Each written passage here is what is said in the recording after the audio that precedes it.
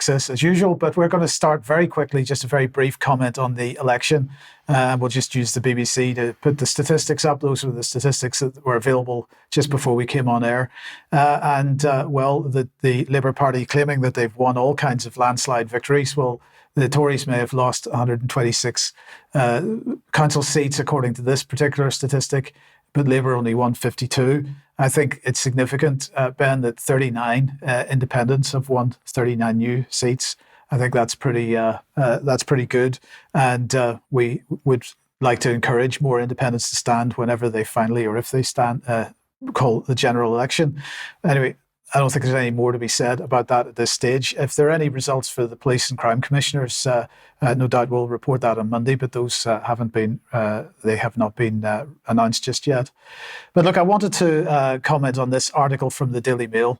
The headline here is AstraZeneca has admitted its COVID vaccine caused the condition that killed Gareth's BBC presenter wife. So why won't he and their son see a penny in compensation? Well, first of all, it's being described as an exclusive, and because it's exclusive, maybe they've hidden it behind the Mail Plus paywall, but nonetheless, this is about a guy called Gareth Eve and his wife, who was a BBC journalist called Lisa Shaw. Lisa passed away following vaccination with AstraZeneca.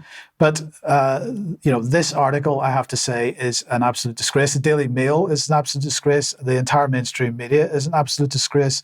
And the thing is, why do I say this? Well, for two reasons. First of all, they've covered this story, but they haven't covered in any detail at all the thousands of injured or dead as a result of the jabs. But then there's this little detail from further on down the article. It says, while others, including one man who died in the same hospital ward as Lisa in the same week from exactly the same reaction to the vaccine, could be in line for compensation payments if they win in court, Gareth Eve will not. And they quote him as saying, it's because of a technicality, a loophole. I'm devastated. I feel completely abandoned all over again. It actually takes me back to just after Lisa died, when I was in that state of feeling utterly alone, thinking, well, what now? And so the basis of this is that he has been excluded from this class action because it has turned out that following or after the 7th of April 2021, and with the approval of the MHRA, a warning about the risk of thrombotic complications was added by AstraZeneca to the patient information leaflet, or at least was sent to healthcare professionals. I think it is absolutely disgraceful now that the Mail is attempting to raise money through their Mail Plus paywall by highlighting this fact, when it was the Mail in particular, along with all the other mainstream media organizations that were denying the possibility of these complications at the time and since. And Debbie, so I find this really cynical, actually, this entire article. I'm pleased that Gareth Eve and his issue is being given some publicity, but nonetheless, lots of other vaccine injured not getting any publicity. And the Mail has some questions to answer about the fact that it did not highlight these complications at the time.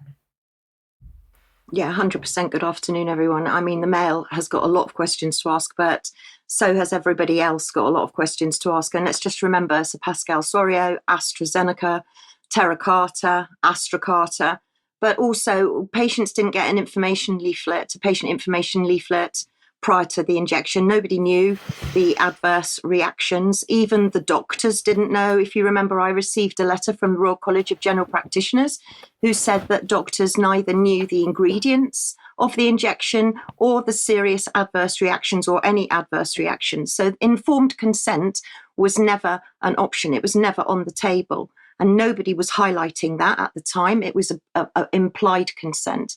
But if viewers want to go back and look at this legal issue a little bit more, we did a very good interview with Peter Todd, who's been acting. He's a solicitor and he's been acting on behalf of the vaccine injured. The interview's called You're Not Alone, and it's on the column. And we screened it in March 2023. And I'm going to try and get in contact with Peter to see if we can get an update on this. But clearly there is a long, long way to go, as we are going to come and see. We're going to wait and see in my next segment, which actually brings me on to the MHRA, and we will talk a bit more about AstraZeneca. So the MHRA board meetings coming up, folks. Please, could you all page in and sign up on I think it's the 21st of May between 10 and 12:30. We've only got a couple more meetings before Dame June Rain departs. So we really want to get as many people as possible. Please register. And also really now going back to AstraZeneca and tandeming in with your story, Mike, on AstraZeneca. And there are two sides, as we know, to the vaccine miracle. And Jamie Scott, who was fit and healthy before the jab, is now not so fit and healthy. And he is actually suing AstraZeneca. So there are some of them that are still taking legal action. But can I just remind you, Matt Hancock, what did he say about the AstraZeneca vaccine?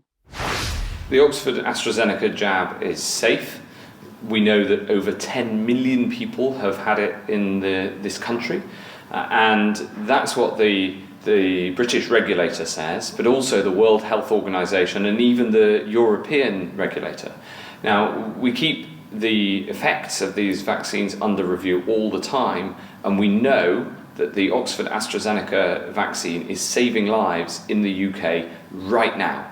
So if you get the call, get the jab. Really, Matt? Really? Thank you to Kenny for finding me that clip.